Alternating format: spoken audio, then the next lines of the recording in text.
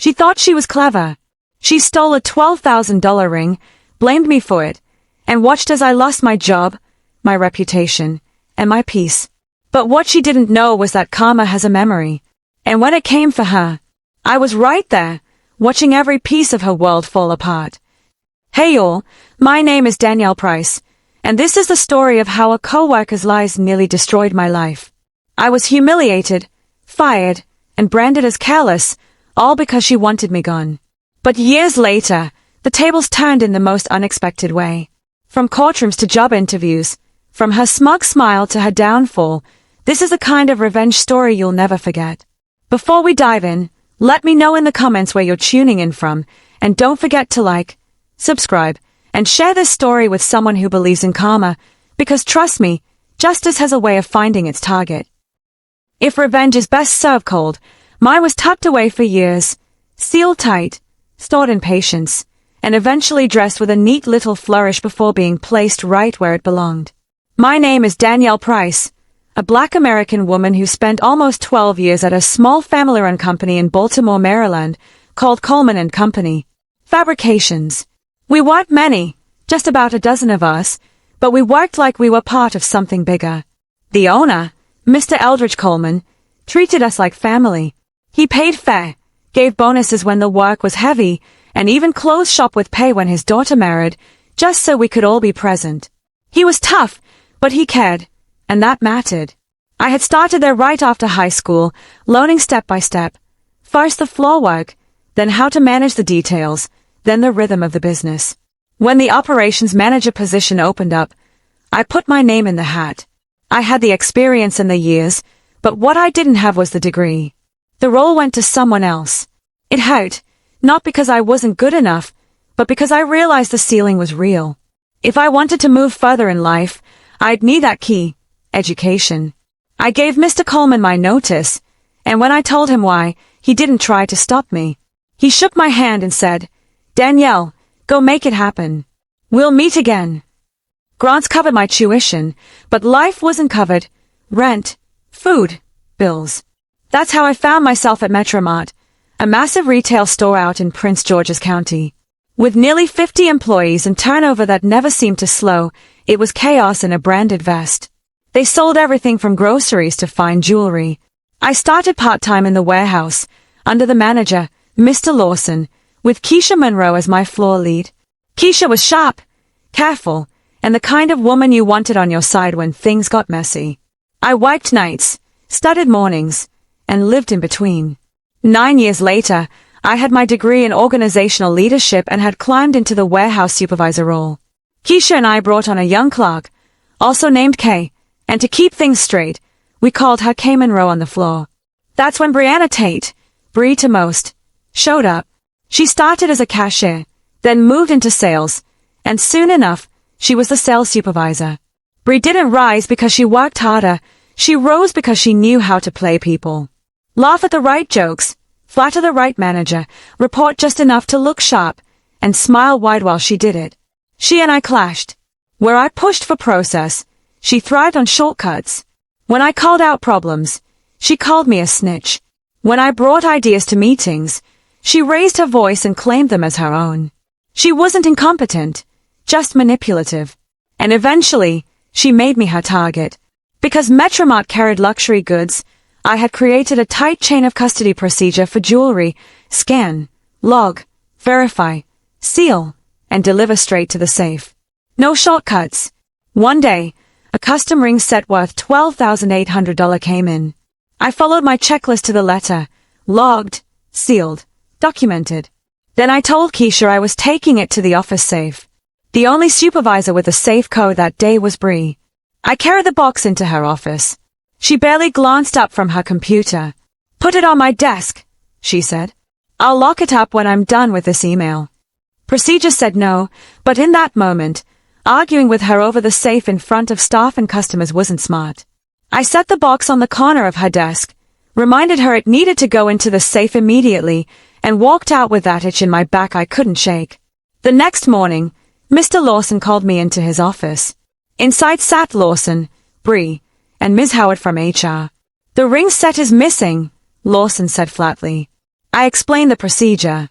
Bree slid the empty box across the table like proof of guilt. She claimed she'd opened it and found nothing inside. The cameras.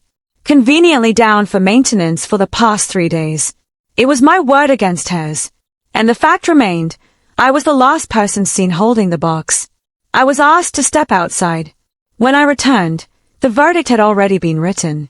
Danielle, you're being held responsible for the loss. Effective today, you're terminated. They added that there'd be no criminal charges, no proof, just suspicion. It was supposed to be a mercy, but it felt like ice water poured over my chest. I walked back to the warehouse, told Keisha and the team what happened, packed my box, and left.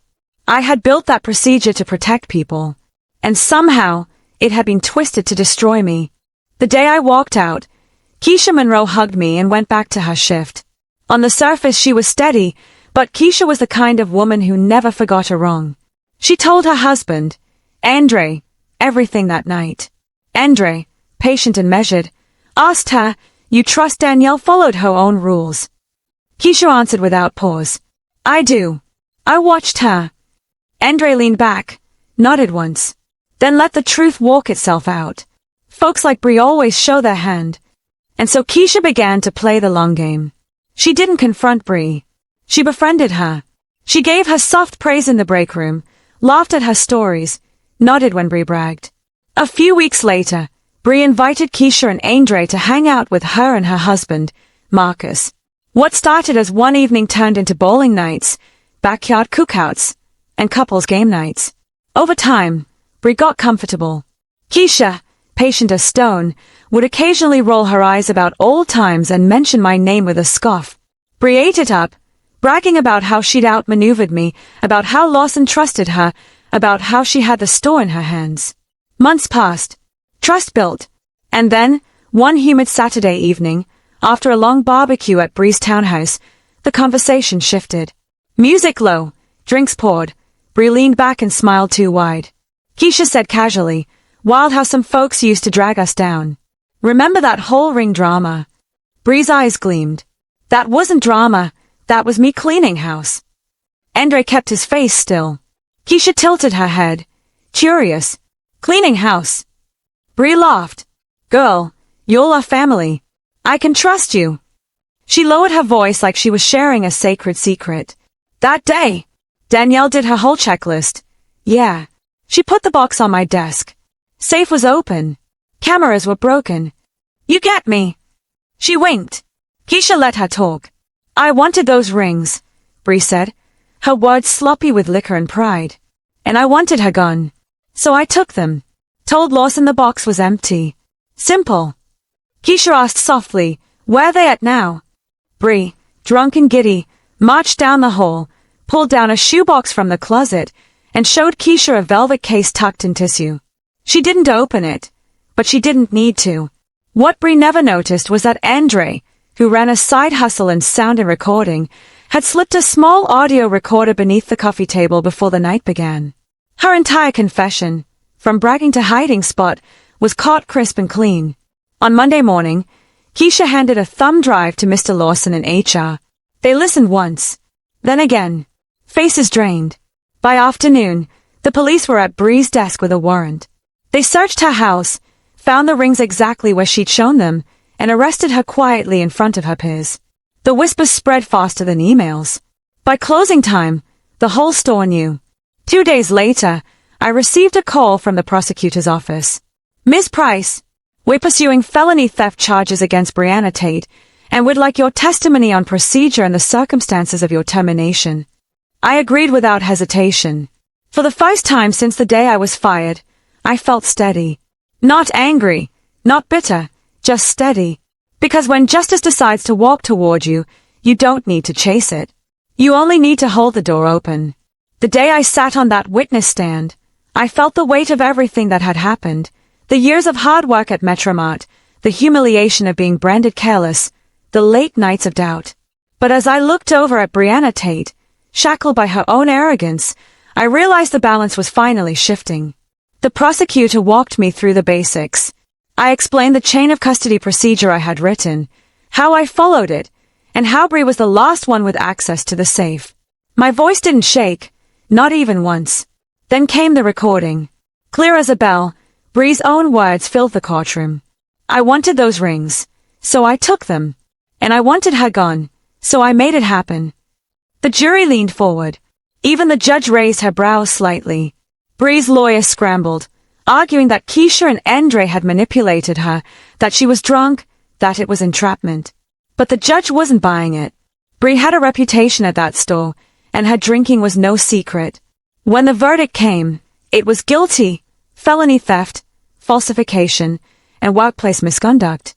The judge sentenced her to 5 years in prison. Bree screamed that it was unfair, that people had done worse and gotten less. But the sound barely reached me. To me, it still felt light. While the trial played out, I had been speaking with an employment attorney. What Bree did wasn't just personal, it was professional sabotage. And Metromart had chosen to fire me without proof, without investigation, without a second thought. We filed 2 suits. One against Brianna for deliberate defamation and damages. Another against Metromart for wrongful termination. Metromart folded fast. The moment they received notice, their lawyers asked to settle. They knew they couldn't win. I accepted the settlement. It wasn't about the money, but the principle. Bree wasn't so lucky. She thought she could shield her assets by divorcing Marcus, handing him everything in the split to keep it out of reach. My attorney smiled at that. We'll just bring him into the lawsuit too. And he did. We filed for back pay from the day I was fired until the day I returned to Coleman and Company, plus damages for emotional distress and full legal fees. My attorney suggested a figure of $75,000, and I let him do his work. For me, the true victory wasn't the dollar amount. It was knowing that the narrative had shifted. I wasn't the disgraced supervisor who lost a client's rings. I was the woman who had been set up, stood back up, and proved every word true. At night, when I closed my eyes, I no longer replayed the moment Lawson told me I was fired. Instead, I replayed the moment Bree confessed into that recorder, too drunk and too smug to realize her empire was already crumbling. She had taken away my job, but I had regained something greater, my voice. And now, justice was only halfway done. The lawsuits crawled forward in their own time. Court calendars are slow, but truth has a way of waiting patiently. Metromart's case barely lasted a season. Their attorneys sent settlement papers almost as soon as the ink on the complaint dried. They knew they had fired me without due process, without proof, and with a complete disregard for fairness. The settlement included back pay, compensation for emotional harm, and coverage of every dime of my legal fees. When I signed the agreement, I felt no joy, just relief. That door was closed, and I didn't have to carry its weight anymore. But Brianna's case was different. Her arrogance had turned into desperation. In an attempt to dodge financial ruin, she and her husband Marcus staged a divorce. On paper, he walked away with everything: house, savings, assets, leaving Bree with nothing. It was a pitiful trick, and it didn't work. My lawyer added Marcus into the lawsuit, making him just as responsible. They tried to dance around it, but the judge saw through the sham. In the end, the ruling stood: Bree and Marcus were both liable for damages. The amount wasn't world-changing, but it was enough to make them feel the cost of the lies they spun. Through it all, I never once reached out to Bree. I didn't need to. She was living her punishment daily.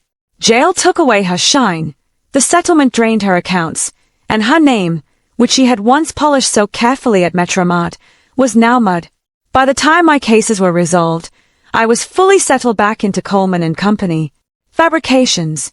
Mr. Coleman had given me the managerial role I'd once dreamed of, and this time, I had both the experience and the degree to back it up. The respect in that shop was different.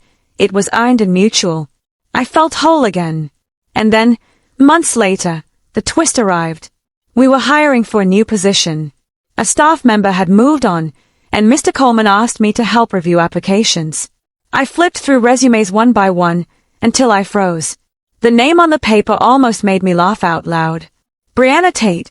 Her resume was polished, full of exaggerated accomplishments, with no mention of Metromart. She had applied for a role in my department, not realizing where the application would land. I set the paper aside, tempted to toss it in the trash. But then a thought struck me: why not let her walk into the room? Why not let her see exactly who she'd be answering to? So I didn't shred it. I flagged it for an interview. When the day came, Bree walked in with that same practice smile, probably rehearsing her lines in the mirror on the way over. But the moment her eyes landed on me, every bit of confidence drained out of her. I didn't raise my voice. I didn't gloat. I simply smiled and said, "Well, Miss Tate, it's been a while, hasn't it?" Her face turned pale, her words faltered, and for the first time since I'd known her, she was speechless. I flipped through her resume, nodded once, and closed the folder. "I don't believe you'd be a good fit for this company. Thank you for coming." That was all. No lecture, no threats, no dragged-out humiliation. She stood, silent as a shadow, and walked out. For me, it was the cherry on top of a long, bitter Sunday, served cold, but exactly right. When the door closed behind Brianna Tate, I sat still for a moment, letting the silence settle.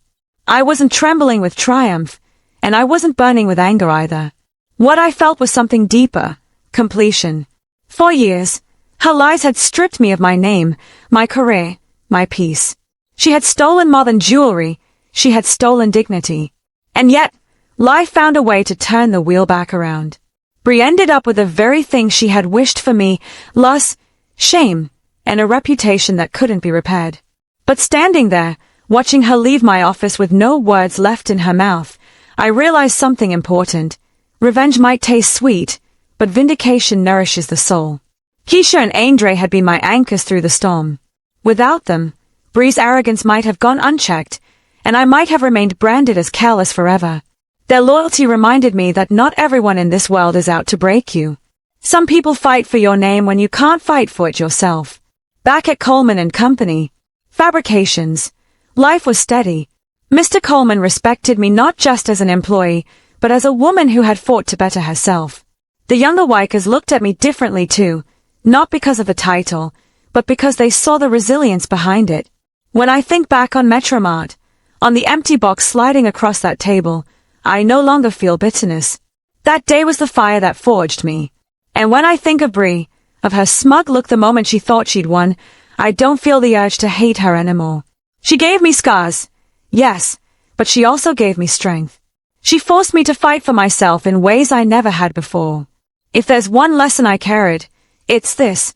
Truth will always find a way through the cracks. Lies may stand tall for a while, but they can't hold forever. And so, when people ask me about revenge, I smile and say, sometimes, you don't even have to serve it yourself. You just have to wait for life to bring it to the table. If you enjoyed this story and believe that karma always comes knocking, hit that like button and share this video with your friends. And don't just watch, join the family. Subscribe and turn on notifications so you never miss another tale of betrayal, revenge, and justice served cold. At the end of the day, I learned one thing. Truth may take its time, but it never fails. My coworker tried to ruin me, but she ended up ruining herself. And I didn't have to lift a finger, life handled it for me. Remember, what's meant for you can't be stolen, and lies will always crumble under the weight of the truth. Thank you for watching, lovelies. Until next time, keep your heads high, your hearts steady, and always believe that justice has a way of finding its way back around.